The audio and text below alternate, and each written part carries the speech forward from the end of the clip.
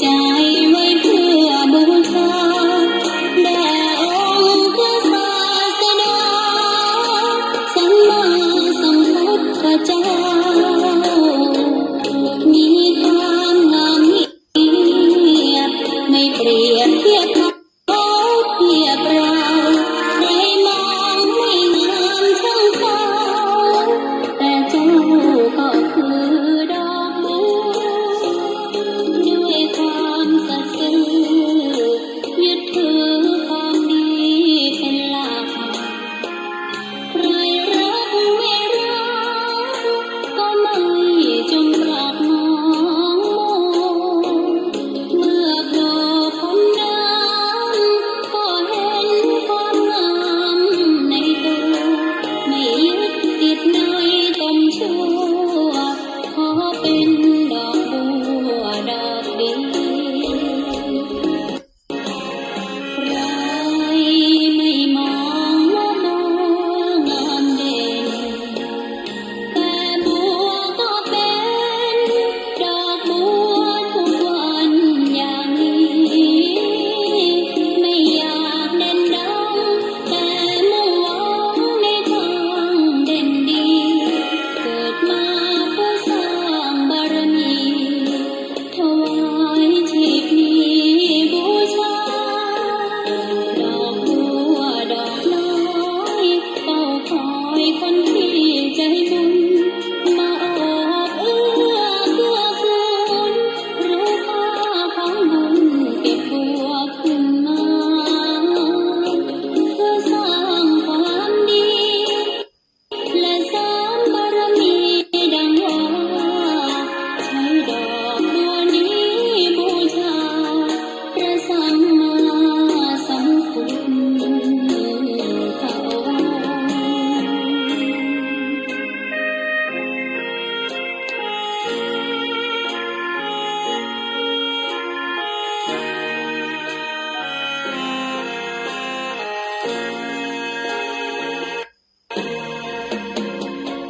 ใครไม่มองว่าบัวงามเด่นแต่บัวก็เป็นดอกบัวทุกวันอย่างนี้ไม่อยากเด่นดังแต่มุ่งหวังในทางเด่นดีเกิดมาเพื่อสร้างบารมีถวายชีพนี้บูชาดอกบัวดอกน้อยเฝ้าคอยคนที่ใจบุญมาโอ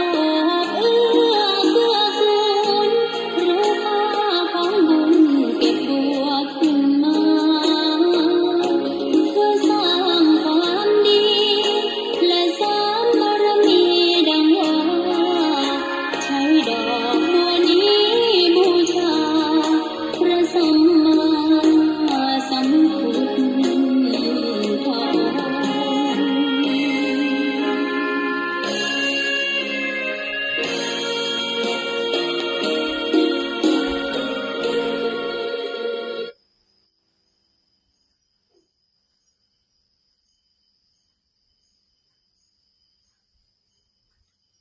ขอเจริญสุขเจริญพรศรัทธาญาติโยมสาธุชนพุทธบริษัททั้งหลายต่อไปนี้จะเป็นรายการสวดมนต์พระกรรมฐานของพระภิกษุสามเณรวัดพระบรมธาตุดอยสุเทพราชวรวิหารทางคลื่นสถานีวิทยุพุทธศาสนาและจริยธรรม FM 96.0 เมกะเฮิรตซ์อุปถัมภ์รายการโดยประธานมูลนิธิพระบรมธาตุดอยสุเทพโดยพระเดชพระคุณท่านเจ้าคุณหลวงพ่อพระธรรมเสนาบดีหลวงพ่อรองเจ้าคณะภาคเกียรติเชียงใหม่ลำพูนแม่ฮ่องสอนเจ้าอาวาสวัดพระบรมธาตุดอยสุเทพ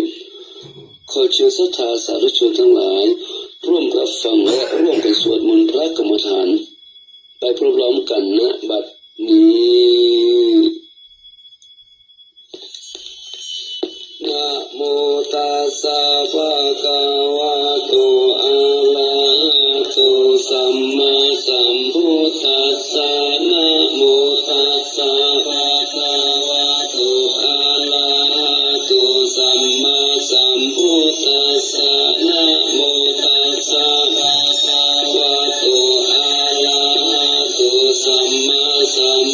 ธัสสะพุทธังสารนังกัจฉามิธัมมังสารนังกัจฉามิสังฆังสารนังกัจฉามิตุติยัมปิพุทธังสารนังกัจฉามิตุติยัมปิธัมมังสารนังกัจฉามิตุติยัมปิสังฆังสารนังกัจฉามิตติยัมปิพุทธังสารนังกัจฉามิตติยัมปิธัมมังสารนังกัจฉามิตติยัมปิสังฆังสารนังกัจฉามินะโมพุทธายะนะโมธัมมายะนะโมสังฆายะอัปปะมาโนพุทโธอัปปะมาโนธัมโมอัปปะมาโนสังโฆพุทโธเมนะโตธัมโมเมนะโตสังโฆเมนะโตกัมมัฏฐานะเมนะตังกัมมัฏฐานะกายะกาจาริโยเมนะโตอะหังคันเตพุทธานุสติกัมมัฏฐานังยะจามิพุทธานุสติกัมมัฏฐานังเกตามิปันเตอังปันเตปิติอุปัจจารสมาธิญาจามิ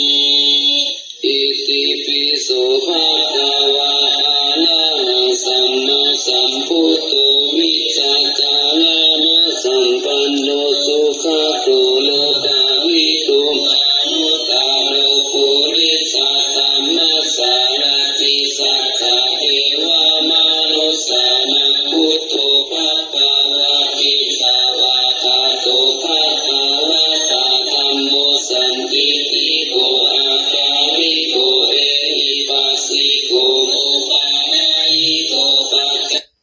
ตังเวทิตัสโสวิญโยอิติสุปฏิปันโนภะคะวะโตสาวกสังโฆจุปฏิปันโนภะคะวะโตสาวกสังโฆยายะปฏิปันโนภะคะวะโตสาวกสังโฆสามิจิปฏิปันโนภะคะวะโตสาวกสังโฆยะติทันจัตตาริปุริสายุคานิอัตตาปุริสาปุคลาอิสาภะคะวะโตสาวกสังโฆอาหุนายโยปาหุนายโยทักขินายโยอัญชาลิ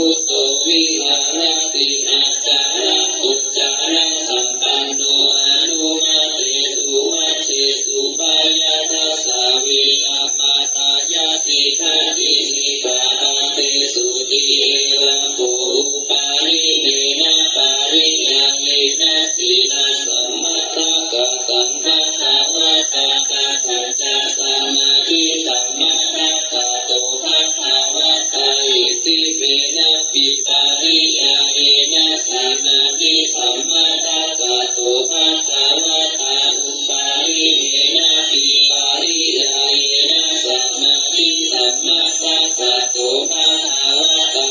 ตัจจาเอติเมนะปาริยาเยนะสัมมาทิสัมมาทัสสะโตภะคะวะตาตัจจาอริยสาวกโกสัพพะรัตนะนาคาริตัวนาภติสัมมาติลาภติจิตตเสสัทธะตันติเอวังโคเหติเมนะปาริยาเยนะสัมมาทิสัมมาทัสสะโตภะคะวะตาตัจจาอุปาริเมนะปาริยาเยนะสัมมาทิสัมมาทัสสะโตภะคะวะตาอิทัปปิกุวิวิเทวะตาเมหิวิวิจาตุสาเนหิธรรมเมหิสาวิสักกัง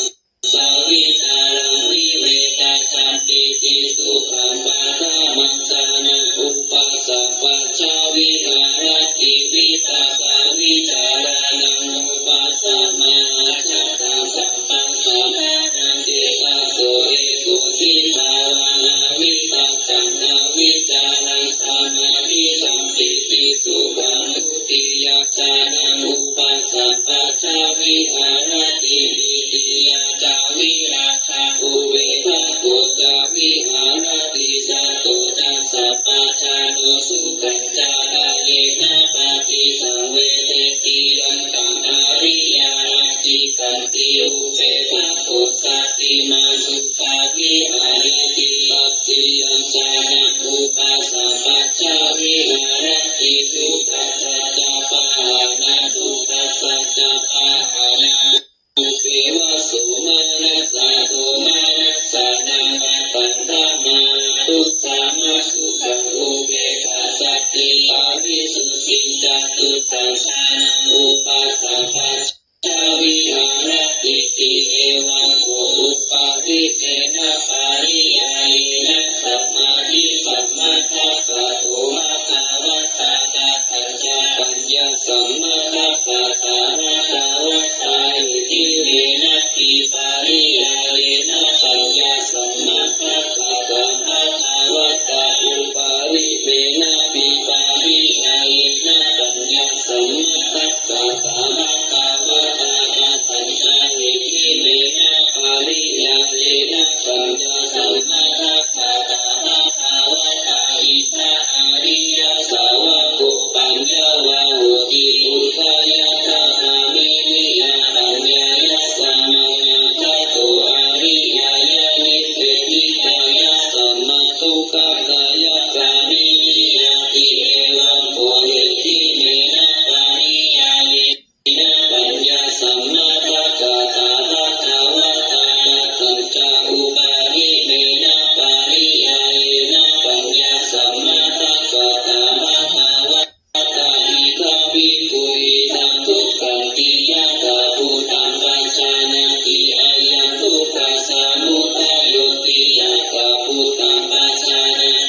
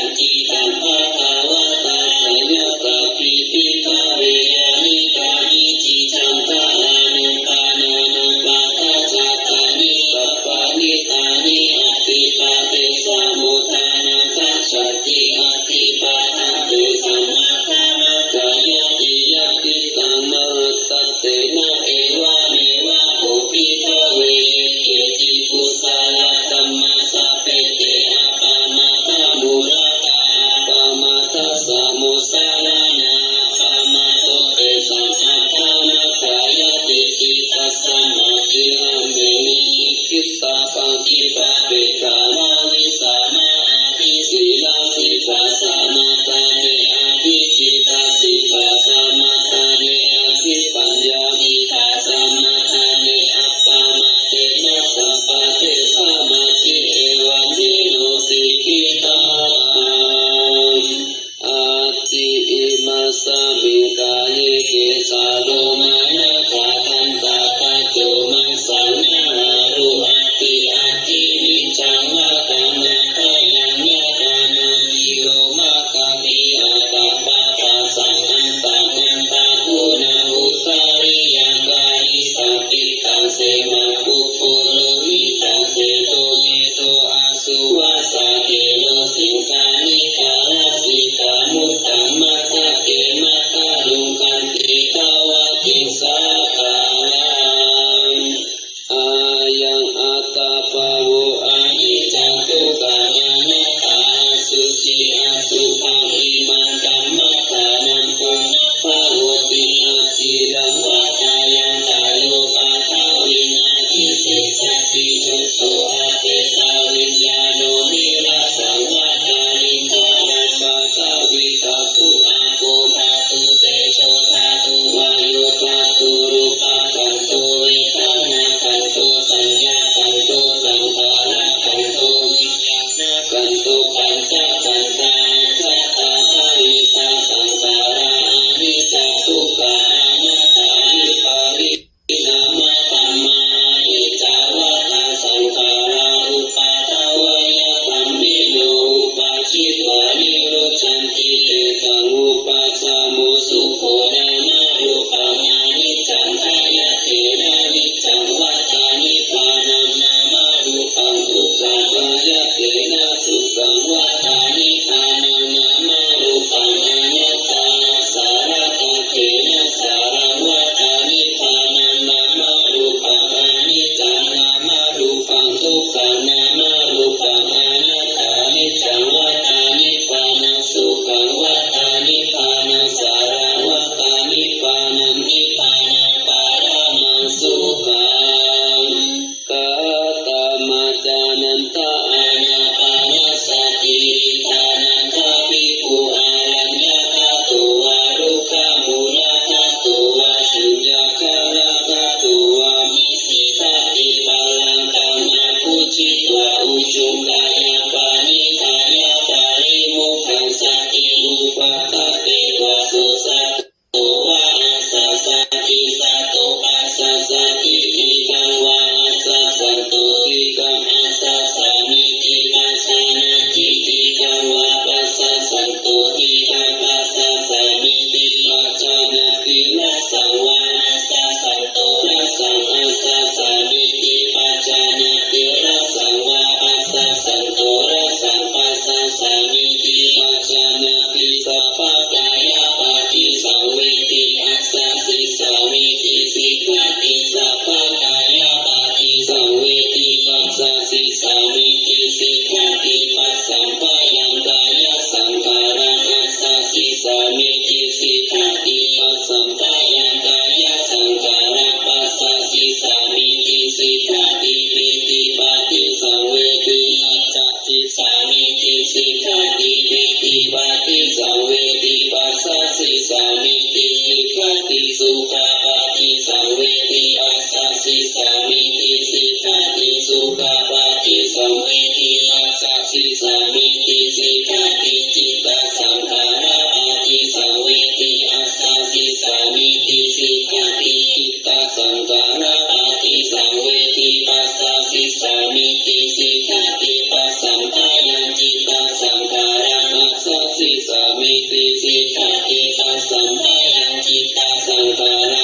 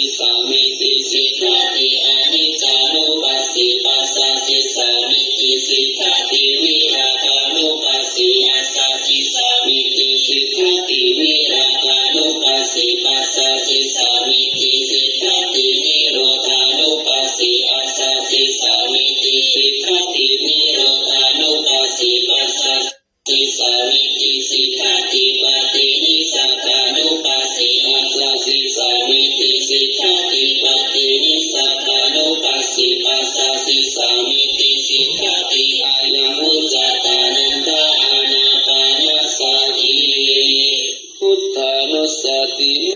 ตัญจา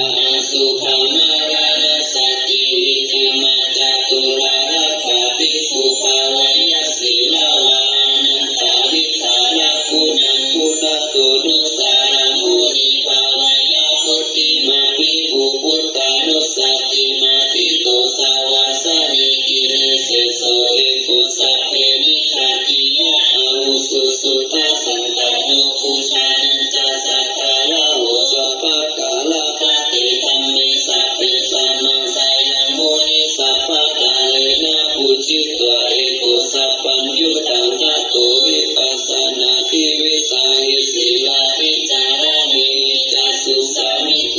สัมปันโนกะตานาเอหิญาญาปุสามาคาโตสุขันธานังอามุภาวะจานุจัสโสติวิคัสสติโลกัสสยะตาวินาวะสิกาโตอนิเกหิคุณโลเกหิสัพพะสัตตุตตโมอาหุอนิเกหิอุปาเวหินาราธามิฆามิยะเอกุสัพพะสัลโลกัสสะสัพพะอัตตานุสัส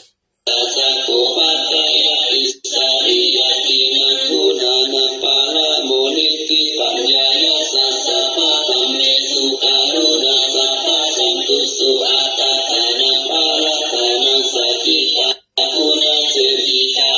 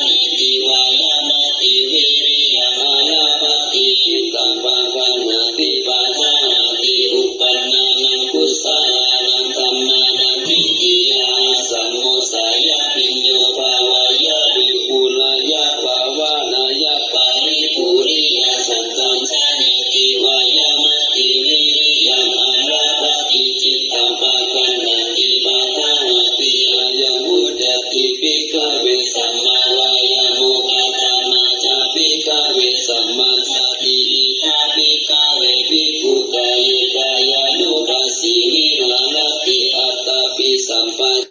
สานุสติมาวิเนยโลกิอาภิจาโตมานะสังเวทนาสุเวทนานุปัสสิวิหารติอัตตปิสัมปัสานุสติมาวิเนยโลกิอาภิจาโตมานะสังจิตเตจิตตานุปัสสิวิหารติอัตตปิสัมปัสานุสติมาวิเนยโลกิ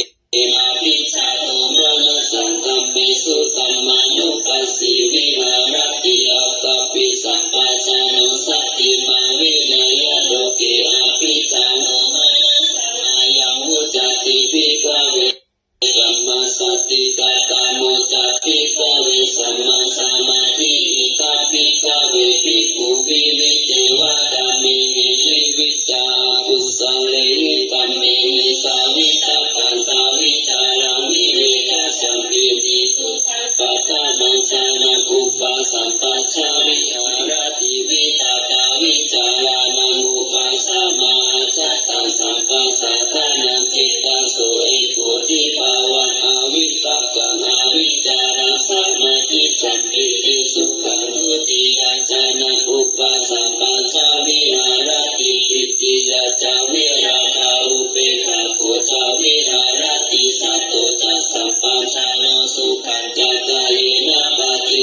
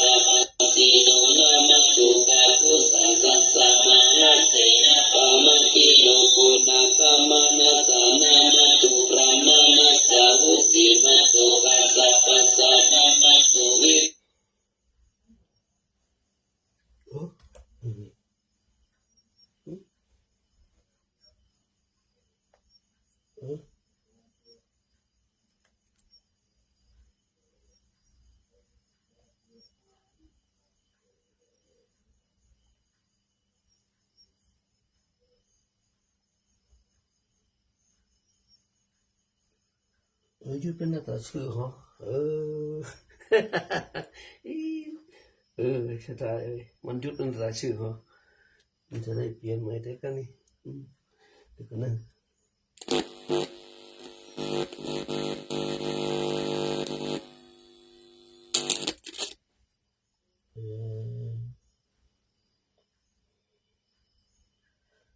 เอาไหมเดี๋ยวกันนะ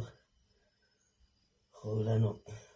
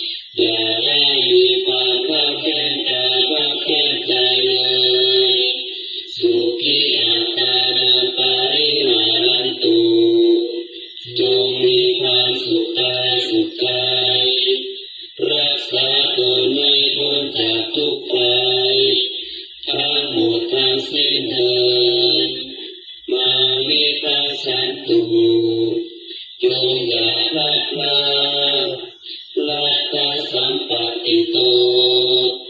จากสมบัติที่ตนได้แล้วเลยสัพเพสัตตา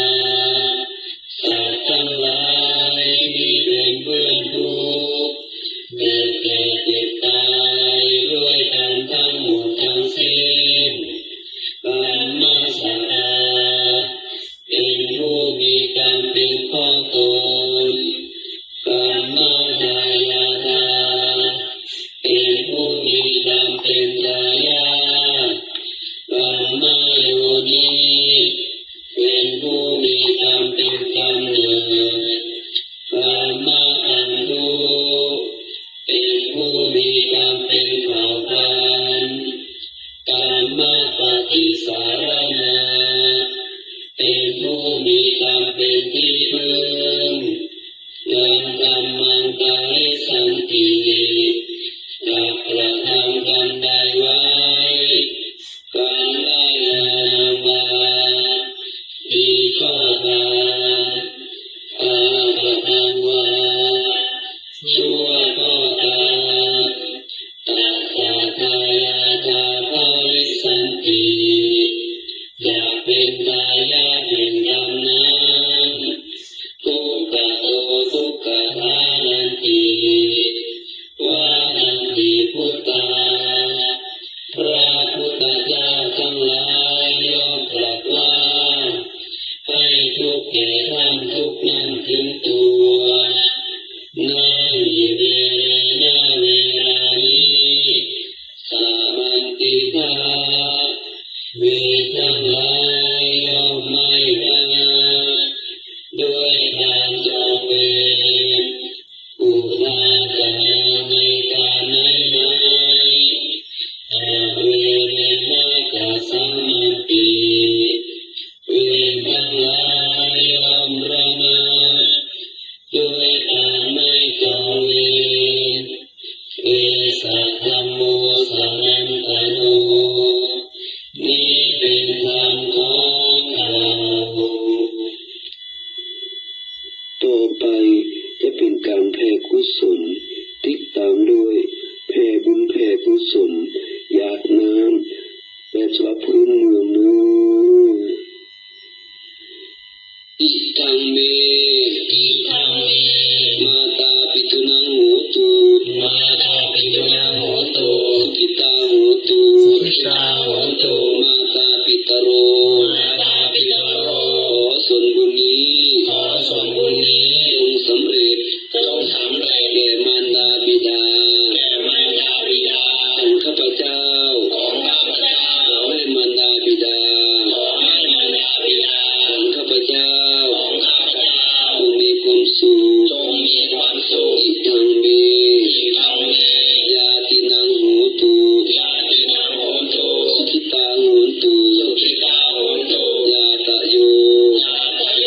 ขอส่วนบุญนี้ ขอส่วนบุญนี้ จงสำเร็จ จงสำเร็จ แก่ญาติทั้งหลาย แก่ญาติทั้งหลาย ข้าพเจ้า ของข้าพเจ้าขอให้ญาติทั้งหลาย ขอให้ญาติทั้งหลาย ของข้าพเจ้า ของข้าพเจ้าจงมีความสุข จงมีความสุขอิทังเม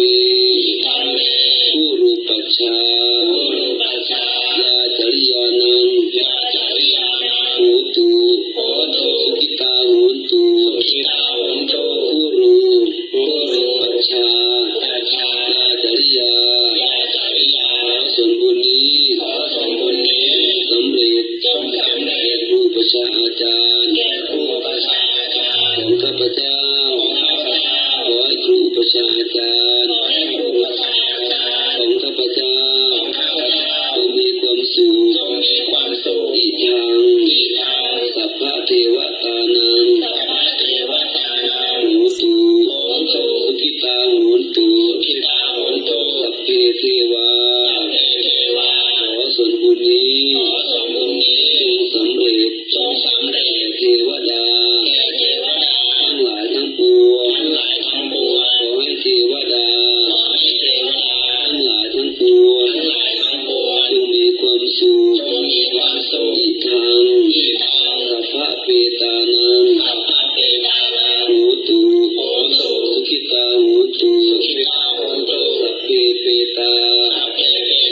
ขอส่วนบุญนี้สำเร็จ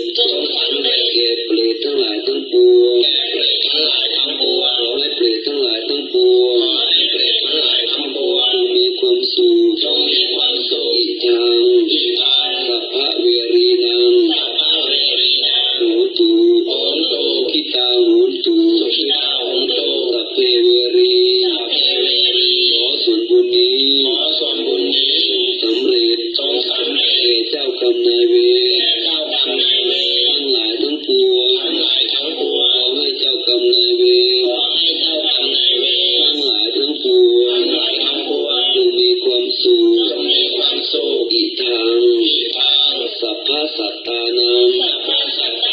โหตุสุขิตาโหตุสัพเพสัตตาขอส่วนบุญนี้สำเร็จแก่สัตว์ทั้งหลายทั้งปวงขอให้สัตว์ทั้งหลายทั้งปวง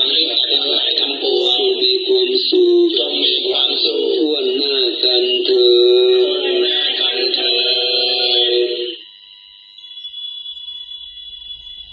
ยังกินจิกุสาลังกาตาปังกามัสสะเตหิตาเตหิตาตังปุญญาโนอนุโมทันตุสุนันตุโหตุนิจังวังอัตตาริตาเนอติตาตาอิกายุกัสสะตาโหตุสัพเพสัตตาสุขิยัตตานัมปาริหารันตุมาตาปิตาสุขิตาโหตุสุขปามุญญันตุสัพเพยะตาปาสุขิตาโหตุทุกขปามุญญันตุสัพเพอายะตาปาสุขิตาโหตุทุกขปามุญญันตุสัพเพปิสาสัพเพยะตาสัพเพเปตาสุขิตาโหตุทุกขปามุญญันตุสัพเพยะตาปาสุขิตาโหตุทุกขปามุญญันตุสัพเพเทวาสุขิตาโหตุ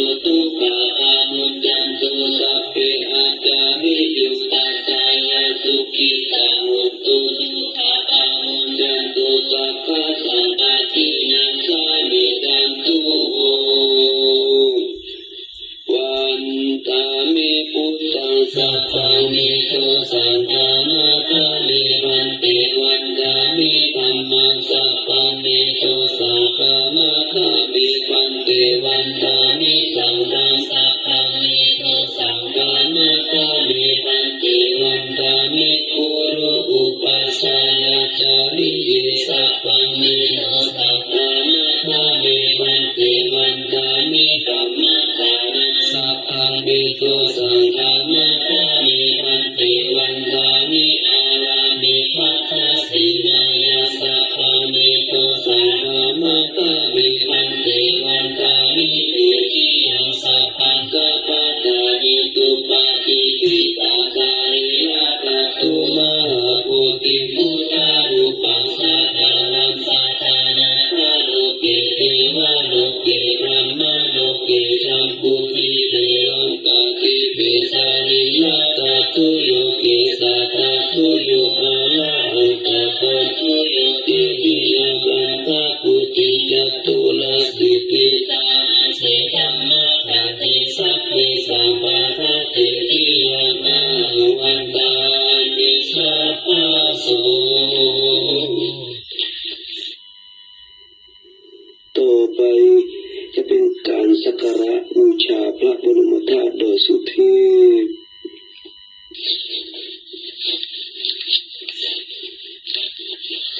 นะโม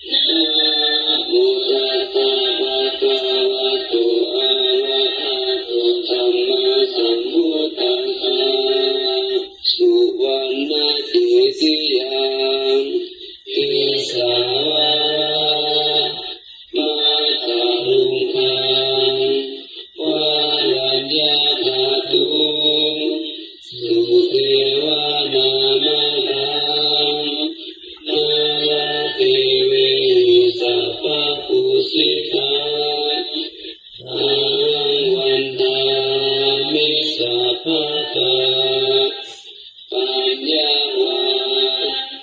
อาสังหิเยวาจันทิมาอิวาตารายังอิตาตาตาเยสา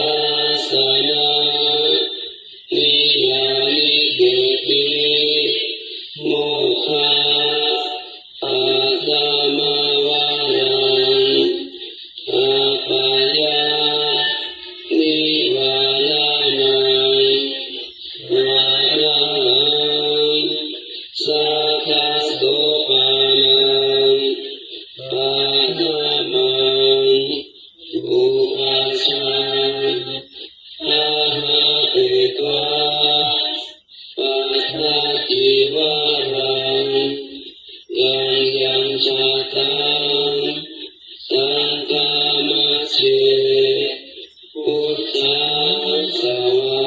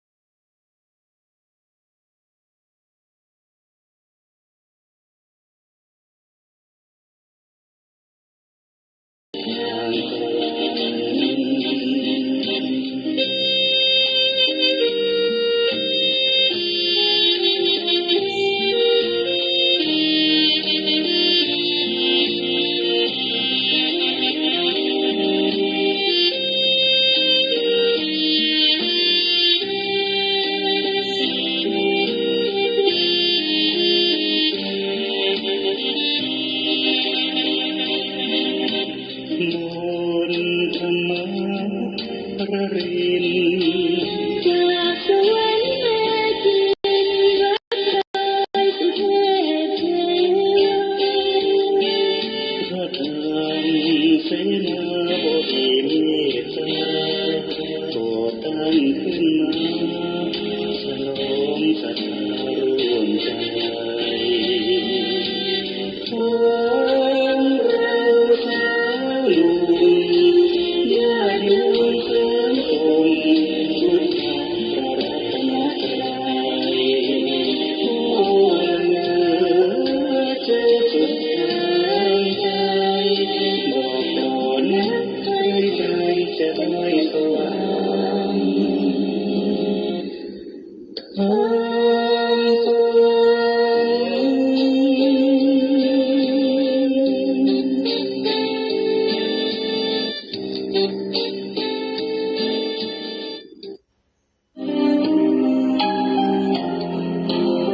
นะโมตัสสะภะคะวะโตอะระหะโตสัมมาสัมพุทธัสสะนะโมตัสสะภะคะวะโตอะระหะโตสัมมาสัมพุทธัสสะ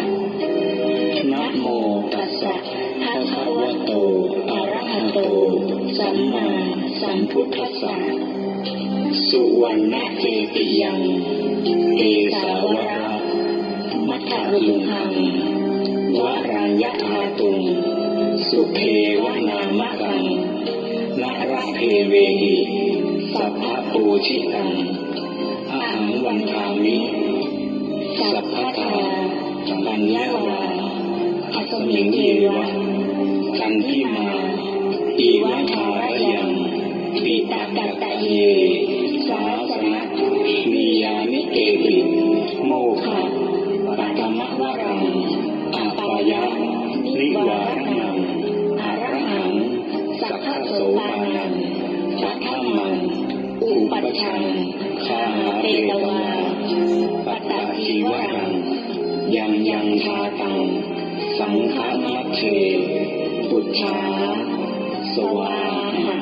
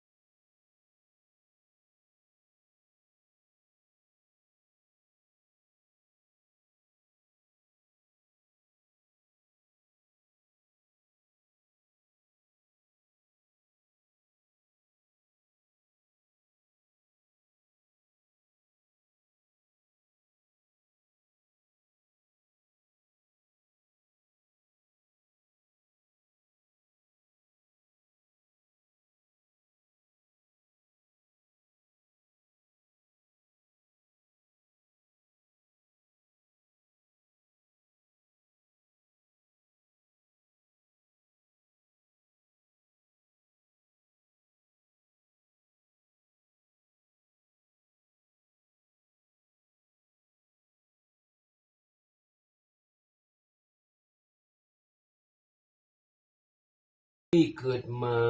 ล้วนมีกรรมที่ตนทำในอดีตตามมือผล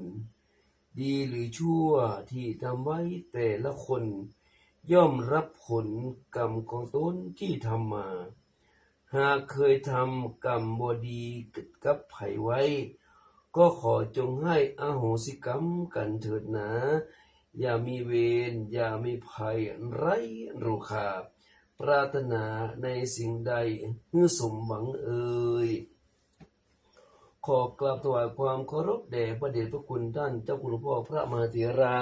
นุเถระพระเจ้าคณะพระสังฆาธิการพระอธิการทุกๆองค์ทุกๆรูปขอเจริญพรนมัสการพอสถานีFM เมกะเฮิรตซ์พ่อครูวันลบนามวงพรหมและคณะกรรมการสถานี FM เมกะเฮิรตซ์ทุกๆคนทุกท่านและพระภิกษุสามเณรทุกรูปขอเจริญพรสถาญาติโยมสาธุชนทั้งหลายที่รับฟังทางไลฟ์สดก็ดีทางสถานี FM 96ก็ดีวันนี้ก็ได้กลับมาพบมาปะกันมาภาพเหมือนเดิมเนาะหลังจากห่างหายไปกันจัดหลายคืนเนาะจะตั้งแต่ปฏิบัติธรรมมาคือแรกก็ได้มาสวดกรรมไปอันสวด5 วิธรรมกับงานศพโยมแม่ก็โยมแม่ต้อยกะโยมแม่ต้อยก็ต้องกวนปนะธรรมนีไอ้คำเจ้าประมาณนั้นกันเนาะคือนี่นะเนาะทุบิดงไปประเทศทำอาตมาก็ลืมคิงลืมว่าลืมอันนึงจะไล่สวดทุบิดงเป็นแล่เพลงนั้นเพลงก็ไก่น้อยดาวีโอ้โหม่วนโอ้ลืมไปแต่มันเปิดสลายญาติโยมได้ฟังเป็นอย่างรอโอกาสหน้าเนาะคงต้องมีอยู่เนาะนี่ว่าไปก็ไปสวดพระสนัยม่วนงานฉันเล่าดีเนาะวันนี้ก็ได้ครับมาพบปำบัดกันภาพเหมือนเดิมเนาะอยากจะมาจัดรายการหลังจากปฏิบัติธรรมมาวันที่1211 12 13ตะวาวันนี้14เนาะวันนี้ก็ได้มาปะกันเหมือนเดิมเนาะเปิดอันมือถือก็คือคักอันนี้ก็แค่น้อยแต่ไม่ได้แชร์ในอย่างเสียเนาะสลายญาติโยมทุกเวลาก่อนเนาะประชาสัมพันธ์นี่อาตมาจะเจอสลายญาติโยมเนอะแต่เจ้าฟังรายการพี่หนาวชากำปันหนาว่าจะขึ้นมาปฏิบัติธรรมมาที่1 ที่ 2เนี่ยโคมได้ปฏิบัติธรรมก้าพระเดชพระคุณหลวงพ่ออู้กับพี่หนาวว่ามาปฏิบัติธรรมมาร่วมกับวันอายุวัฒนมงคลหลวงพ่อเอาวันที่2ขึ้นรถที่วัดอินทขินเนอะเวลา8 โมงตรงอินาพินานว่านะมาตานร่วมกับเพื่อนนะ8 โมงตรงที่วัดอินทขินเนอะวัดก็ใจโลเดี๋ยวอินทขินโลวัดโลกมนลีเนอะสถาญาติโยมวัดโลกมนลีเตียนอันนี้นะท่านอาจารย์ดร.ดวงคำนั่นนะวัดโลกมนลีจะว่าอินทขินเนอะไปฟังผิดฟังตุเสือนะครับบอกว่าวัดอินทขินบัดใจแก้ไขวัดโลกมูลีเนอะพูดเอาฟังที่นามกรรมเนอะฟังเป็นอาจารย์กปันเป็นรายการเป็นจะบอกคือเป็นยังไปจะร่วมทำบุญเป็นลงทานก็อย่างก้ากับมันร่วมกับพี่นานได้เนอะลงทานวันอายุวัฒนมงคลพระเดชพระคุณหลวงพ่อพระธรรมเสนาบดีเจ้าวัดพระราชเทพเราเจ้าคณะภาคเกตเนาะใครจะร่วมหอมผ้าป่าวันเกิดพระเดชหลวงพ่อก็ได้แล้วก็เป็นลงทานก็ได้อาตมาก็ก็อันนี้ไว้แล้ว500 บาทที่จะร่วมมันเป็นลงทานเหมือนกันถ้าได้น้องนาจะจัดการเถอะเนาะผู้อาจจะโอนก็ได้อันนั้น500นะ500เนาะน่าได้ฟังก็ผู้นี้จะโอนตังค์เงินเนาะ1,000 บาทสลายญาติโยมประชาสัมพันธ์เนี่ยก็คงมีอย่างแล้วเนาะทุกอย่างก็เรียบร้อยไปแล้วเนาะวันแม่ก็เรียบร้อยไปแล้ววันอายุวัฒนมงคลหลวงพ่อก็วันที่1วันที่2เนาะวันที่1บ่ได้มาแล้วเนอะบ่ได้มาปฏิบัติบ่ได้มานอนละมาไปปิกมา8 โมง8 โมงเจ้าเลิกก็ประมาณบ่ายโมงเนาะประมาณนี้นะเราฟังไปเรื่อยๆเถอะยังไม่ได้ไม่ได้เจรจากับน้องหนากำเตือฟังรายการแต่เจ้าผมได้หรอเข้ารายการเลยเนอะสถาญาติโยมเนาะเข้ารายการกราบสติปัฏฐานสวดมหาจักรวันนี้เอาไปเลือกเอาน้องกิริวดีกว่าเนาะน้องกิริวได้ยินเกษียณราโชคมหามงคลเนอะเนาะใกล้แล้วเนาะวันที่14แล้วนี่14 15ผู้ของวันจับพอดีสวดยาวๆไปเลยวันนี้วันพุธเนาะวันนี้วันพุธกำลังวัน17 น้องกินเหลียวสวดไปอย่า11ต่อเหลียวเนาะวันพวกแห่งวันเป็นโชคบางคนไปอันก็อันนี้ครับวันนะครับวันหวยออกเนาะ ยังเป็นโชคเป็นลาภเนาะสารญาติโยมเนาะต่อไปกราบพระเนื้อกราบพระกราบสุภาษิตสวดมาจะพัดกับน้องกิมหลิวเนื้ออัญชลีวันทาอภิวาทอัญชลีวันทาอภิวาทอัญชลีวันทาอภิวาทอัญชลีวันทาอัญชลีต่อไปเป็นกราบสติปัฏฐานมือไว้หน้าขานั่งหนอนั่งหนอนั่งหนอน้องจิมาที่มือขวาพลิกหนอพลิกหนอพลิกหนอขึ้นหนอขึ้นหนอขึ้นหนอถูกหนอถูกหนอถูกหนอมือซ้ายพลิกหนอพลิกหนอพลิกหนอขึ้นหนอขึ้นหนอขึ้นหนอถูกหนอถูกหนอถูกหนอขึ้นหนอขึ้นหนอขึ้นหนอถูกหนอถูกหนอถูกหนอลงหนอลงหนอลงหนอถูกหนอถูกหนอถูกหนอก้มหนอก้มหนอก้มหนอมือขวาลงหนอลงหนอ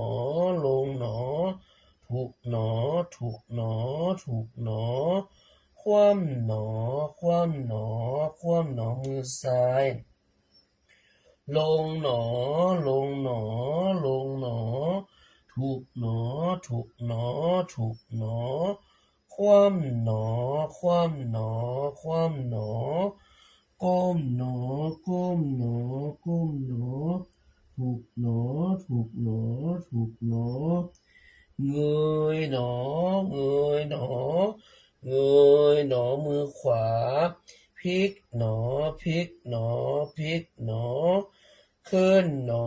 ขึ้นหนอขึ้นหนอถูกหนอถูกหนอถูกหนอมือซ้ายพลิกหนอพลิกหนอพลิกหนอขึ้นหนอขึ้นหนอขึ้นหนอถูกหนอถูกหนอถูกหนอขึ้นหนอขึ้นหนอขึ้นหนอถูกหนอถูกหนอถูกหนอลงหนอลงหนอลงหนอถูกหนอถูกหนอถูกหนอต่อไปเก็บมือเนาะเก็บมือขวาลงหน้าขาเนอะลงหนอลงหนอลงหนอถูกหนอถูกหนอถูกหนอคว่ำหนอคว่ำหนอคว่ำหนอมือซ้ายลงหนอลงหนอลงหนอถูกหนอถูกหนอถูกหนอคว่ำหนอคว่ำหนอคว่ำหนอนั่งหนอนั่งหนอนั่งหนอเอาแล้วเนาะกราบสติปัฏฐานกันจบลงไปต่อไปจืนจนสลายญาติโยมสาธุชนทั้งหลายร่วมกสดมหาจักรพรรดิกับน้องกิ่งเดียวดีกินเกษียณราโชคมหามงคลเนอะ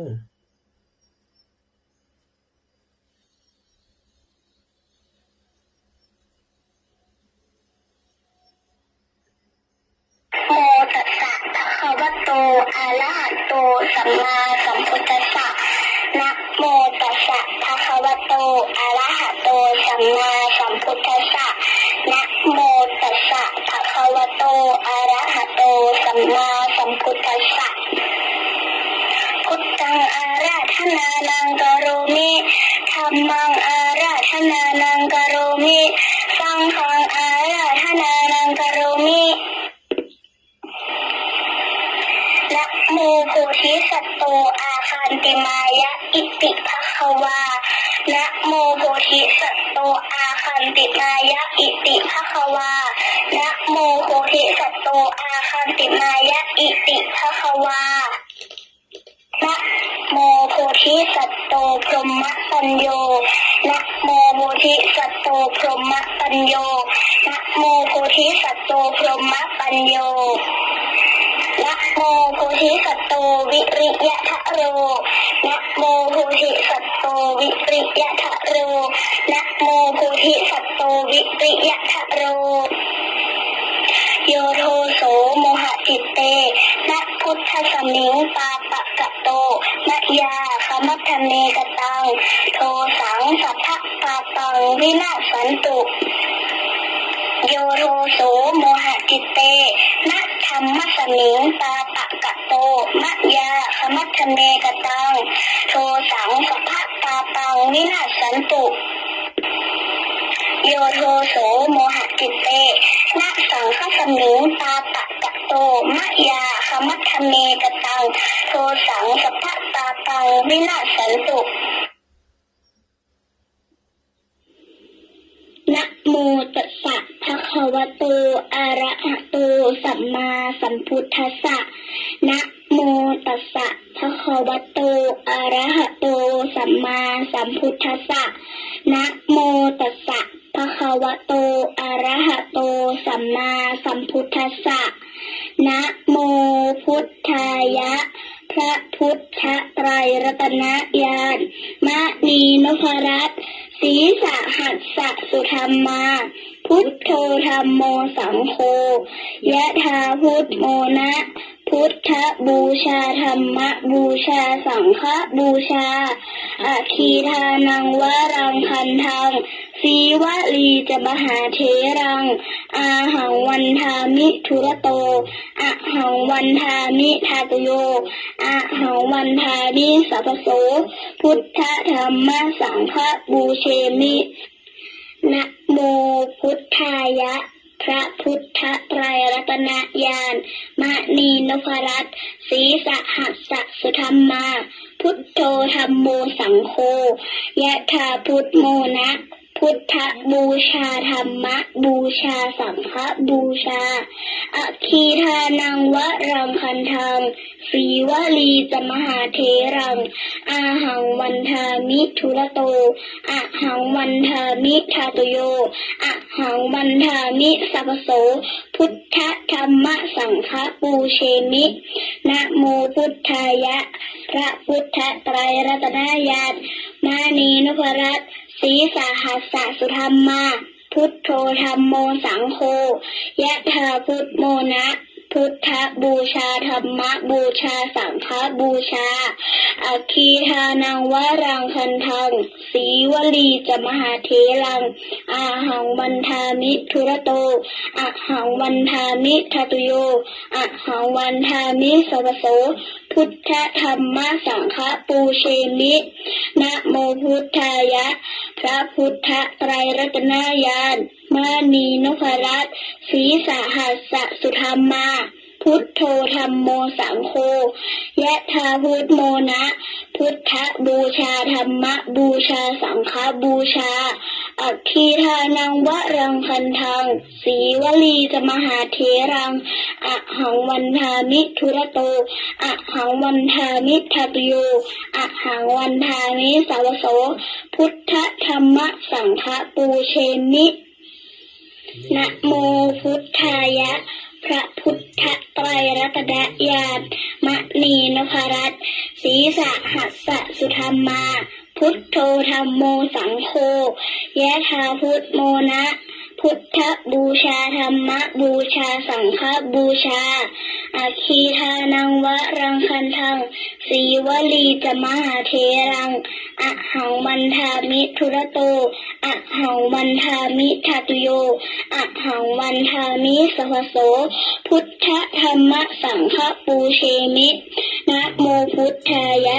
พระพุทธไตรรัตนญาณมณีนพรัตน์ศรีสหัสสะสุธรรมาพุทโธธัมโมสังโฆ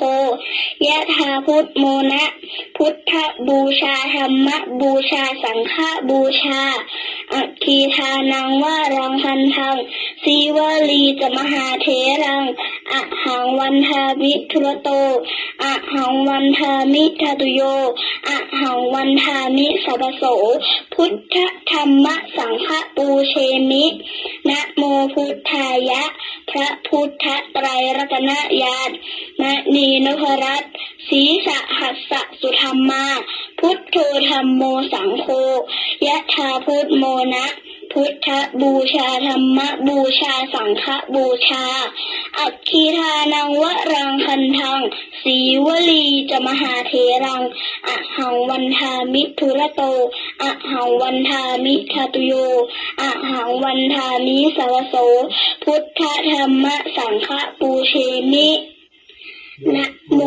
พุทธายะพระพุทธไตรรัตนญาณมณีนพรัตน์ศรีสหัสสะสุธรรมาพุทโธธัมโมสังโฆยะถาพุทโมนะพุทธบูชาธรรมบูชาสังฆบูชาอัคคีทานังวรังคันทังสีวลีจะมหาเถรังอาหังวันทามิทุระโตอะหังวันทามิทาตุโยอะหังวันทามิสัพพโสพุทธธรรมสังฆปูเชมินะโมพุทธายะพระพุทธไตรรัตนญาณมณีนพรัตน์ศรีสหัสสะสุธรรมาพุทโธธัมโมสังโฆยะถาพุทโมนะพุทธบูชาธรรมบูชาสังฆบูชาอัคคีทานังวรังคันทังสีวลีจะมหาเถรังอาหังวันทามิทุระโตอะหังวันทามิทาตุโยอะหังวันทามิสวโสพุทธธรรมสังฆปูเชมินะโมพุทธายะพระพุทธไตรรัตนญาณมณีนพรัตน์ศรีสหัสสะสุธรรมาพุทโธธัมโมสังโฆยะถาพุทโมนะพุทธบูชาธรรมบูชาสังฆบูชาอัคคีทานังวรังคันทังสีวลีจะมหาเถรังอะหังวันทามิทุระโตอะหังวันทามิทาตุโยอะหังวันทามิสาวโสพุทธธรรมสังฆปูเชมินะโมพุทธายะพระพุทธไตรรัตนญาณมณีนพรัตน์ศรีสหัสสะสุธรรมาพุทโธธัมโมสังโฆยะถาพุทโมนะพุทธบูชาธรรมบูชาสังฆบูชาอัคคีทานังวรังคันทังสีวลีจะมหาเถรังอะหังวันทามิทุระโตอะหังวันทามิทาตุโยอะหังวันทามิสัพพโสพุทธธรรมสังฆปูเชมินะโมพุทธายะพระพุทธไตรรัตนญาณมณีนพรัตน์ศรีสหัสสะสุธรรมาพุทโธธัมโมสังโฆยะถาพุทโมนะพุทธบูชาธรรมบูชาสังฆบูชาอัคคีทานังวรังคันทังสีวลีจะมหาเถรังอะหังวันทามิทุระโตอะหังวันทามิทาตุโยอะหังวันทามิสัพพโสพุทธธรรมสังฆปูเชมิ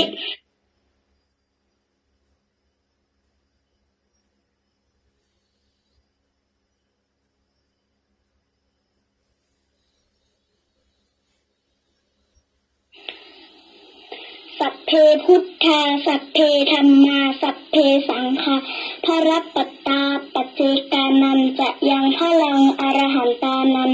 จะเตเชนารักขังพันธามิสัพพโสสัพเพพุทธาสัพเพธัมมาสัพเพสังฆาพระรัตปตตาปัจเจกานันจะยังพลัง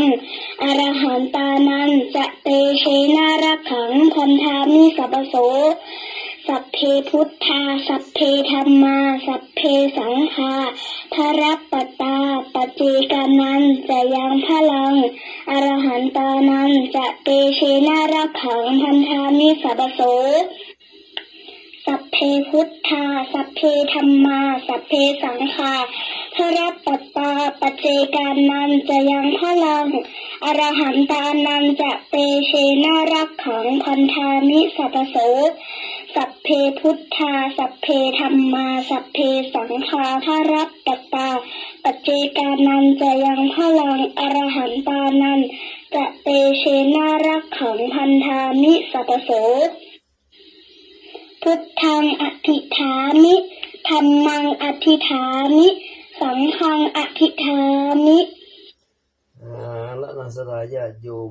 อธิษฐานไว้ก่อนเนาะเอาสวดกับน้องเดี๋ยวไป11จบเลยกันวันนี้กำลังวัน17เนาะสวดไป11ก็เหลือไว้6เนาะ6จบเหลือ6จบนี่จบด้วยกันแล้วก็สวดต่อย6จบเนาะเดี๋ยวอธิษฐานด้วยกันเด้อเดี๋ยวจะสวดคาถาเงินล้านคาถาปัดอุปสรรคคาถาเงินใส่คาถาสมศักดิ์คาถาเร่งรัดนี้กับน้องกินอยู่ต่อเนาะ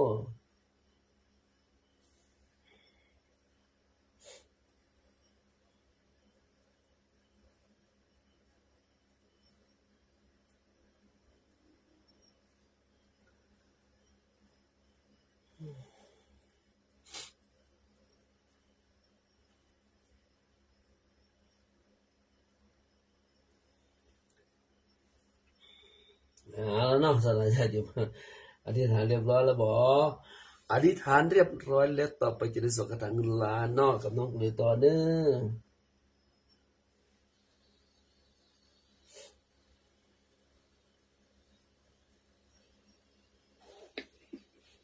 นะโมตัสสะภะคะวะโตอะระหะโตสัมมาสัมพุทธัสสะนะโมตัสสะภะคะวะโตอะระหะโตสัมมาสัมพุทธัสสะ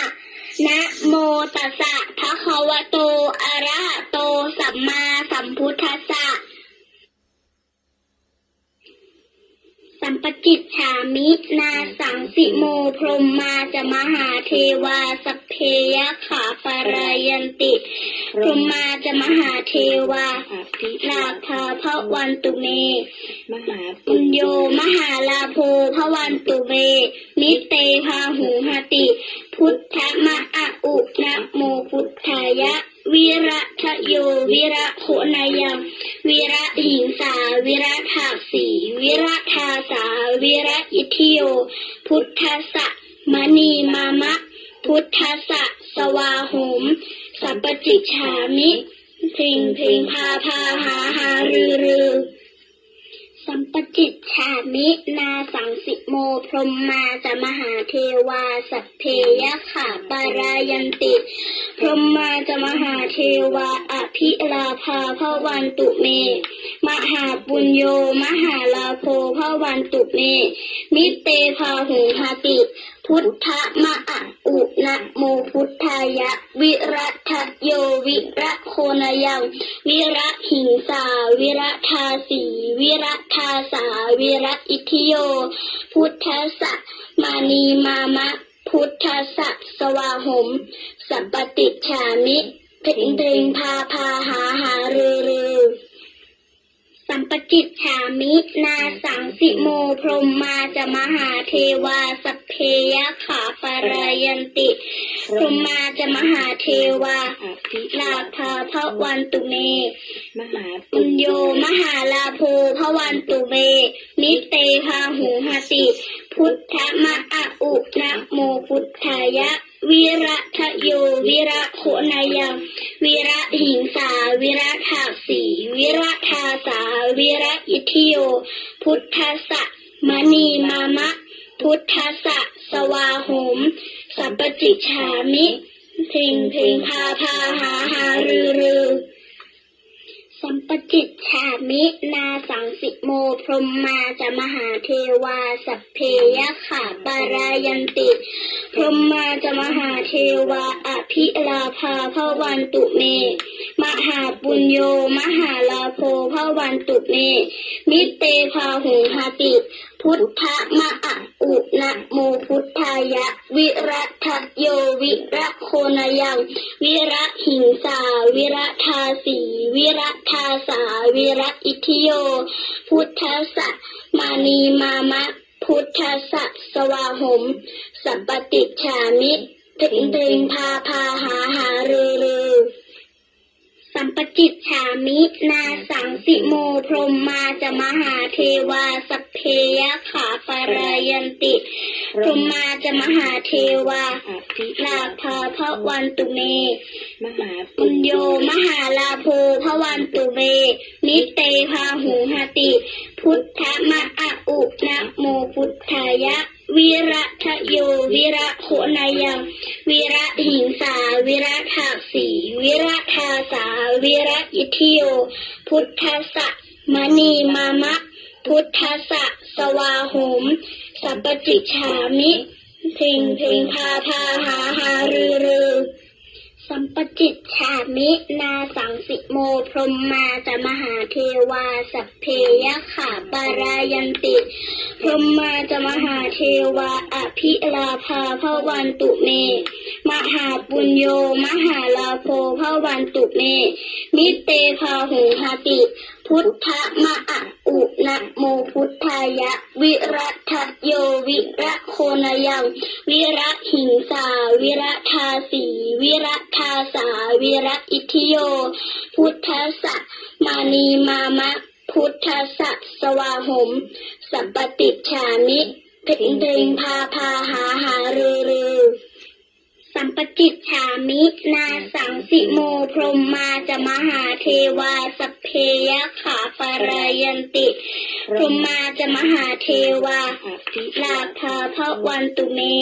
มหาปุ ปุ ญ ญ โย โยมหาลาโภภวันตุเมนิเตภาหุหติพุทธมะอะอุนะโมพุทธายะวิระทะโยวิระโคณยังวิระหิงสาวิระทาสีวิระทาสาวิระอิทิโยพุทธัสสะมณีมามะพุทธัสสะสวาโหมสัพปจิฉามิเพ่งเพ่งพาพาหาหารือเนาะต่อไปจะสวดพุทธคุณธรรมคุณสังฆคุณเวลาเหลือเยอะอยู่เอาเปลี่ยนเนาะกี่เดี๋ยวเอานี่เนาะ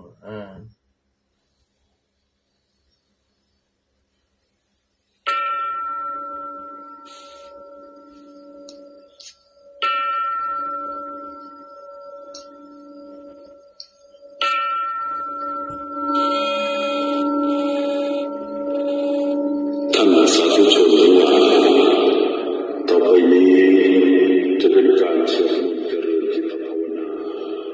เพื่อถวายพระพรแด่พระพุทธเจ้า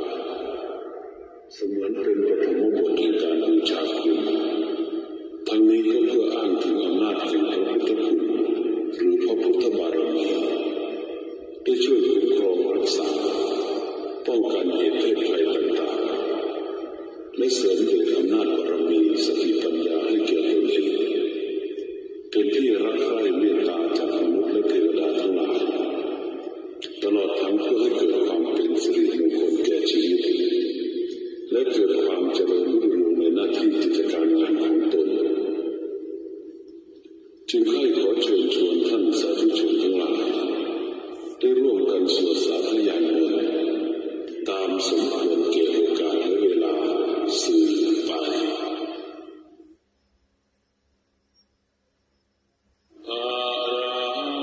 สัมมาสัมพุทโธภะคะวาพุทธังภะคะวันตังอะภิวาเทมิสวากขาโตภะคะวะตาธัมโมธัมมังนัมมัสสา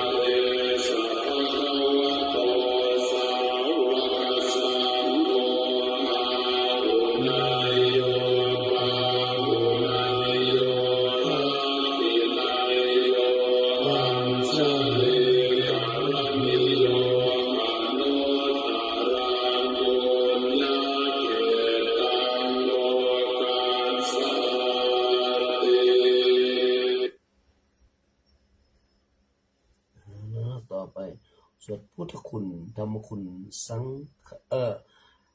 ธรรมคุณคนแล้วต่อไปสวดรัตนสูตรเนาะรัตนสูตรรัตนสูตรเป็นพระสูตรที่พระพุทธเจ้าทรงมอบให้พระอานนท์นำสวดเพื่อโปรดชาวเมืองเวสาลีให้รอดพ้นจากโรคระบาดความอดอยากและพยันตรายทั้งปวงที่รุมเร้าเมืองแห่งนี้และเพื่อยังให้ชาวเมืองทั้งหลายได้มีดวงตาเห็นธรรมนะโมตัสสะภะคะวะโตอะระหะโตสัมมาสัมพุทธัสสะนะโมตัสสะภะคะวะโต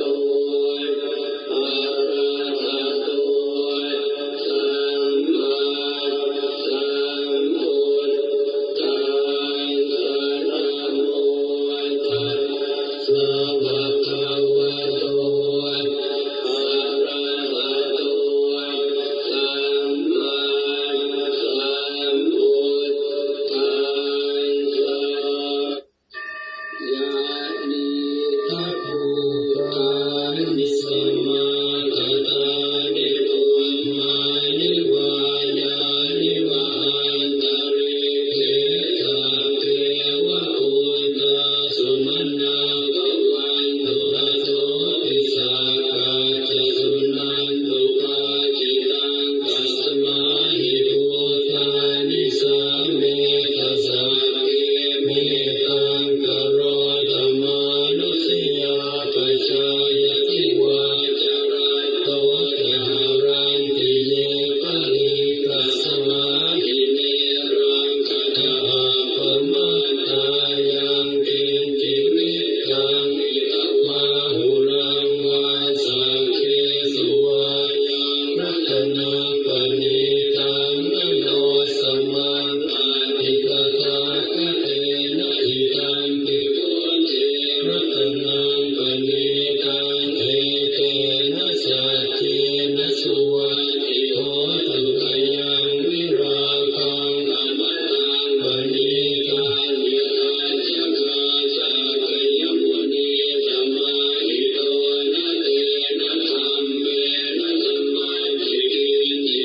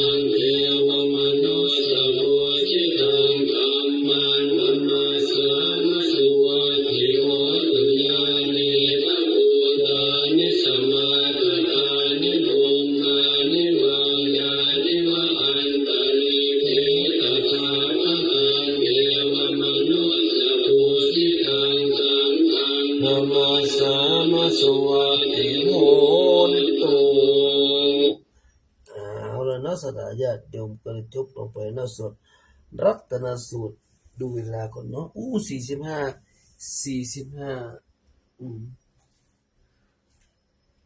อ่านหนังสือนั้นไม่ไหน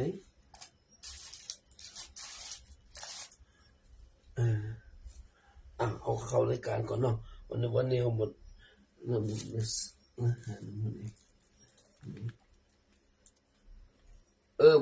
มินี่ละสวดคาถาไล่โควิดแล้วก็ปัจฉิมคาถาเนาะตั้งนะโม3จบนะโมตัสสะภะคะวะโตอะระหะโตสัมมาสัมพุทธัสสะนะโมตัสสะภะคะวะโตอะระหะโตสัมมาสัมพุทธัสสะนะโมตัสสะภะคะวะโตอะระหะโตสัมมาสัมพุทธัสสะรัตนัตยานุภาเวนะสัพพะเทวานะเตชะสาอุปโนโควิโตโรโกเสมารเถวินัสตุราชปุญญานุภาเวนะสัตตะปริตาหิตะอาโรคิยะสุขันเจวะสัทธาสุติภวันตุเตรัตนัตยานุภาเวนะสัพพะเทวานะเตชะสา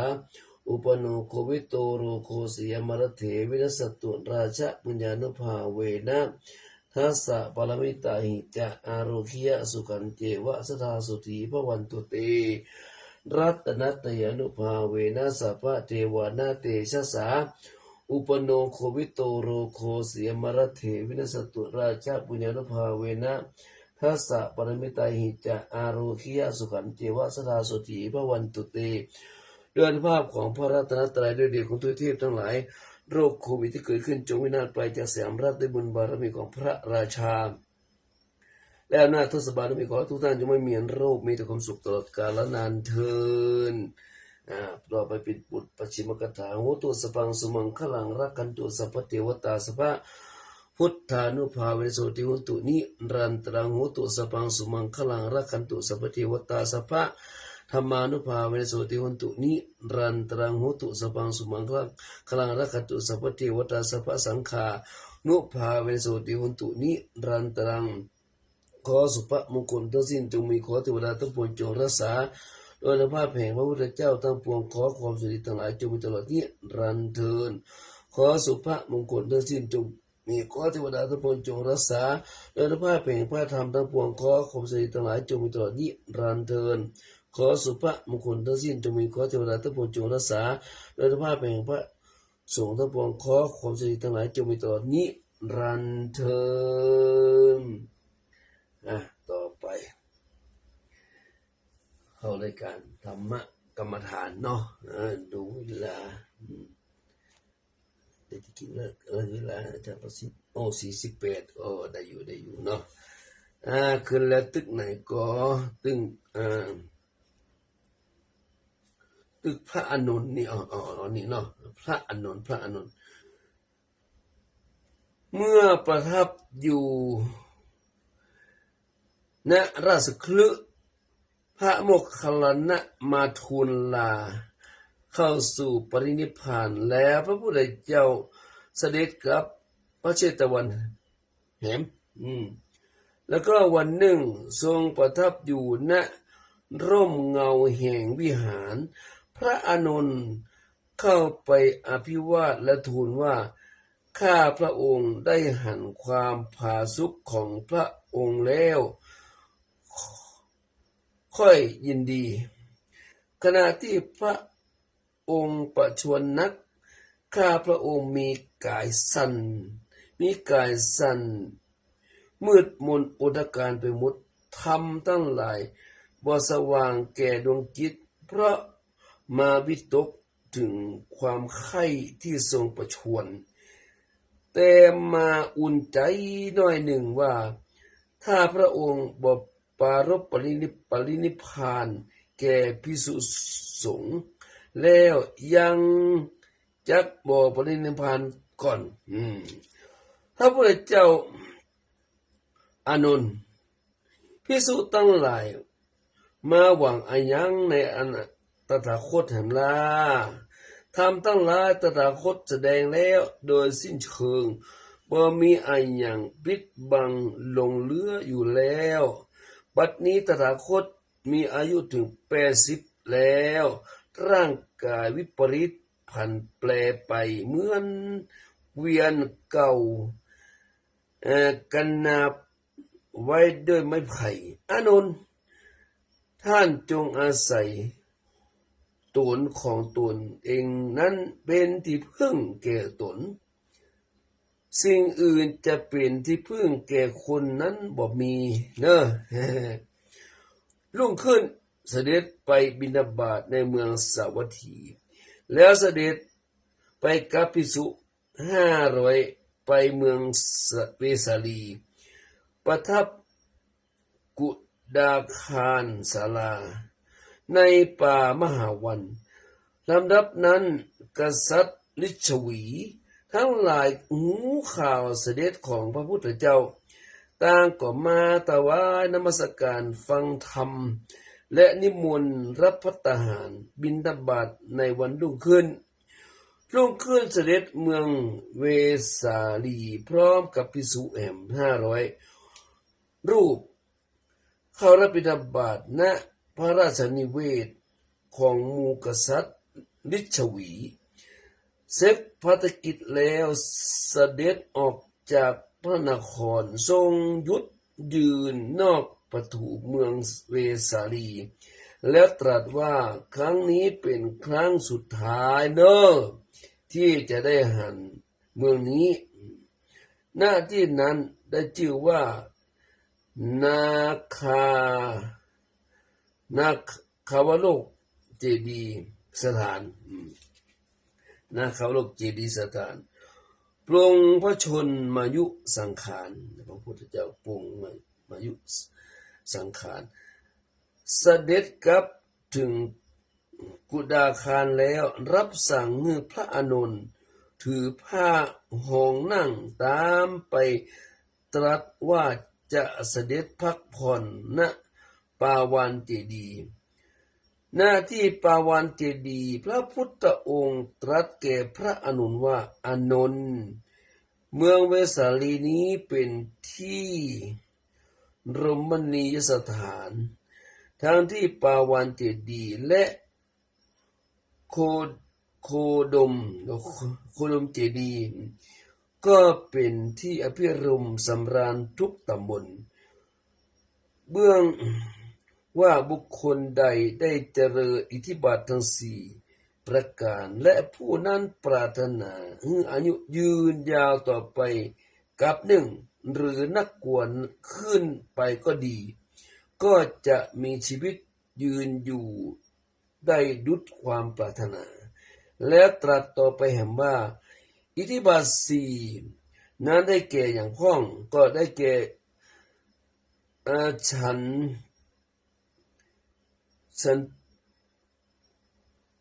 ทิบาท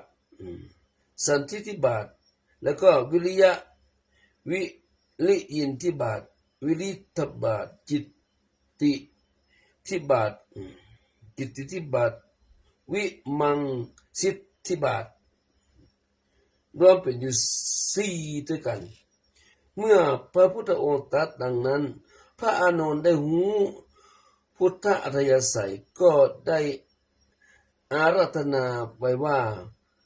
ให้พระศาสดาจงดำรงพระชนมายุอยู่จนสิ้นกาลกับหนึ่งเพื่ออนุเคราะห์แก่สัตว์โลกแห่งเรา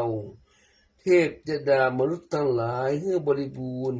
ด้วยประโยชน์สุขสืบไปเตอพระเจ้าค่าพระพุทธเจ้ารับสั่งอย่างนี้3 เตื้อพระอานนท์ก็นิ่งเหียบได้อาราธนาเพราะบ่ได้หูในพุทธาธิบายการที่เป็นเช่นนี้กล่าวกันไว้ว่ามารมันโดนจิตโดนใจบอกคือพระอานนท์ได้ยินโอ้น่ะมานี่มันจะบ่ดีเด้บ่ดีว่า มันโดนใจพระอานนท์บ่ได้ยินถ้าพระอานนท์ได้ยินพระอานนท์จะได้นิมนต์พระพุทธองค์อยู่ได้เป็นกัปหนึ่งก็อยู่ได้เป็นกัปหนึ่งแต่พระอานนท์บ่ได้ยินมารทำมือบ่ได้ยินพระพุทธเจ้าโดยอายุระยะ 80 ปีแทนที่จะได้เป็นหมื่นปีเนาะโอ้ แล้วทรงหวนระลึกถึงเรื่องเดิมตั้งแต่เพิ่งตรัสรู้ใหม่ๆว่าจันเดิมพระองค์บอกกึศสั่งสอนเวนยสัตว์พระธรรมของพระองค์ลึกซึ้งแง่ที่จะประพฤติปฏิบัติและเข้าใจแต่ด้วยพระกรุณาหันว่าอาจมีสัตว์บางแต่พวกมีสติปัญญาและละเอียดอ่อนควรจักหูพระสัทธรรมได้พ้องกล้าก็จักมีอยู่จึงกับตั้งใจโดยตั้งพระทัยใหม่ว่าเที่ยวสั่งสอนจนกว่าอันอย่างเอ่ยเดี๋ยวดูเวลาก่อนเนาะ โอ้สถาญาติโยมเลย2 นาทีจนกว่าไม่ภิกษุภิกษุณีอุบาสกอุบาสิกาบริษัท4บริสุทธิ์บริบูรณ์อย่างพระศาสนาแผ่ไพศาลไปได้จึงค่อยเข้าสู่ปณิธานเนาะโอเค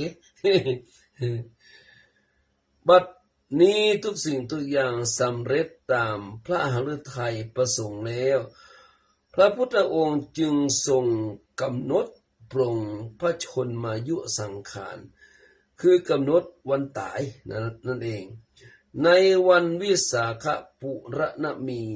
เพ็ญเดือน6วันสุตตสรุปรินิพพานวันวิสาขบูชาที่จะมาถึงนี้วันปงนั้นเป็นวันมาฆปุระนมีเมื่อปรงพระชนมายุแล้วก็เกิดแผ่นดินไหวทั่วปฐพีพระพุทธเจ้าเรียกพระอานนท์เข้ามาเฝ้าแล้วเล่าเรื่องที่ทรงกำหนดการปรินิพพานแล้วให้พระอานนท์ฟังพระอานนท์ทูลขอให้ทรงอยู่โปรดสัตว์ต่อไปสิ้นกับพระพุทธองค์ทรงตรัสว่าได้ตั้งใจเด็ดขาดแล้วอานนท์จะกับความตั้งใจบ่ได้แล้วทรงสั่งพระอานนท์กับภิกษุทั้งหลายไปสู่บ้านภัททคามทรงประทับณบ้านนั้นขอสมควรแก่พุทธอัธยาศัยตรัสเทศนาโปรดมหาชนในบ้านนั้นแล้วเสด็จต่อไปเป็นลำดับยังหัตถีคามอัมพคามชมพูคามและเมืองโภคนครพักในเมืองโภคนครนั้นนาจุนทะกัมมารบุตรถวายอานากาพรุ่งนี้ก็เนาะวันนี้มีแล้วเวลาแล้วนาทีเดียวพรุ่งนี้ฟังต่อเนาะสนาญาติโยมฟังนาจุนทะจะถวายสุกรปัทวะต่อไปจะได้แผ่เมตตาเนาะแผ่เมตตาตัวเมื่อก่อนแผ่เมตตาที่สองสัตต่อไปเนาะอาหังสุกิโตโหไม่ขอข้าพเจ้าจงมีความสุขอาหังนิทุกโขโหไม่ขอข้าพเจ้าปราศจากความทุกข์อาหังเวนโรโหไม่ขอข้าพเจ้าจงปราศจากเวรอาหังอภยาปโชโหไม่ขอข้าพเจ้าจงปราศจากอุปสรรคอันตรายทั้งหลายทั้งปวงอาหังอนิโกโหไม่ขอข้าพเจ้าจงปราศจากความทุกข์กายทุกใจสุขีอัตนังปริหารราไม่ขอข้าพเจ้าจงเป็นแต่ความสุขกายสุขใจรักษาตนให้พ้นจากทุกข์ไปทั้งหมดทั้งสิ้นเธอสัพเพสัตตาสัตว์ทั้งหลายที่เป็นเพื่อนทุกข์เกิดแก่เจ็บตายด้วยกันทั้งหมดทั้งสิ้นอเวราหนตุจงเป็นสุขเถิดจะได้มีเวรซึ่งกันและกันเลยอัพยาปชาหนตุจงเป็นสุขเถิดจะได้เบียดเบียนซึ่งกันและกันเลยอนิคาหนตุจงเป็นสุขเถิดจะได้มีความทุกข์กายทุกใจเลยสุขีอัตนาพระหารันตุจงมีแต่ความสุขกายสุขใจรักษาตนให้พ้นจากทุกข์ไปทั้งหมดทั้งสิ้นเถิดข้าพเจ้าขอตั้งจิตอุทิศผลบุญกุศลนี้แผ่ไปให้ไพศาลถึงบิดามารดาครูอาจารย์ทั้งลูกหลานญาติมิตรสนิทกันคนเคยร่วมทำงานการทั้งหลายขอให้มีส่วนได้ในกุศล ผลของฉันทั้งเจ้ากรรมนายเวรและเทวดาทุกท่านได้กุศลผลนี้ด้วยเทินสาธุสาธุสาธุอนุโมทามิขออนุโมทนาสละญาติโยมญาติธรรมสาธุชนตลอดที่รับฟังธรรมกรรมฐานในค่ำคืนวันนี้นะฟังทางไลฟ์สดก็ดีทางสถานีก็สมุกดีก็ขอขอบคุณอนุโมทนาจงรับฝันดีและเป็นสุขตื่นเป็นสุขกายสุขใจสัพพะพุทธานุภาเวนะสัพพะธรรมานุภาเวนะสัพพะสังฆานุภาเวนะสัทธาสุติภวันตุติจัตตารมธรรมาวัตันติอายุวันโนสุขังพลมีโชคมีใจแคล้วคลาดปลอดภัยอันตรายทั้งหลายทั้งปวงอยู่เย็นเป็นสุขร่างกายส่วนแข็งแรงหิมาการขึ้นก้ากายก็การกุมรุ่งเรืองจงเจริญด้วยจตุรพิทพลสรสีประการคือมีอายุวันนาสุขะปะละปฏิภาณธรรมสารสมบัติมาปรารถนาสิ่งหนึ่งประการใดขอสมความมุ่งมา่ปรารถนาสิ่งนั้นด้วยเทินก็จะเริญพรรับดีฝันดีราตรีสวัสดิ์ทุกคนทุกท่านทุกตนทุกองค์เนอสาธุก็ได้จบลงไปแล้วเนาะอนุโมทนาสาธุอาจารย์มาประสิทธิ์ภาษาทิโกเนาะแล้วก็สัญญาจากไลฟ์สดเก็บโปรเมเป็นนักสถาญาติโยมได้ฟังทางสถานีก็สิมุกเนาะอนุโมทนาเนอะอนุโมทนาทางไลฟ์สดนี่ก็โยมนาสักกะเปก็มาแล้วเนาะโยมนาสักกะเปกับสาธุเจ้านะสักกะเปอัมพรที่อินสาธุเจ้าอัมพรที่อินข้าวๆนะเนาะเห็นไหมเนาะอาจารย์ไม่ชีฐานวลีเนาะอาจารย์สรกิระนันทพรนี่ปัสนาจารย์ประจำวัดยางกวงเนาะครูบาอาจารย์เนี่ยเนาะของอาตมาเนี่ยอาจารย์ไม่ชีฐานวลีสาธุค่ะสาธุเนออาจารย์เนอแล้วก็โยมจันจรัสกับสาธุเจ้าสาธุอนุโมทนาเนอโยมจันจรัสวันนั้นก็มาปฏิบัติธรรมเนาะแม่ละกะเนาะ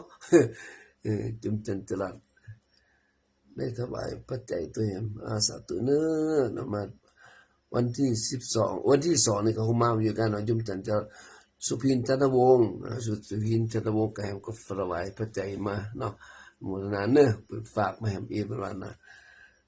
วันที่2นี่มันได้มาอย่าโยมบอกแจ้งแล้วเนาะโยมเปิดไปที่ไหนก็เปิดติดอันนี้โยมสุพินจันทวงศ์ได้มาเนาะ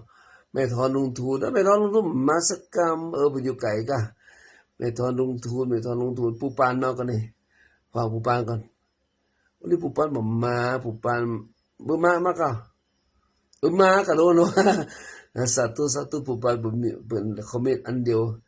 ไม่คอมเมนต์เป็นเข้ามาชมในกำลังชมนี่ปูปานสุพินจันทวงศ์ปูปานแล้วเนาะบ่มีใครแล้วเนาะรับดีฝันดีเนอะรับขอฝัน10,000ถึง10,000มหากายเป็นเงินแสนเงินล้านอายุวันโนสุขังปะลัง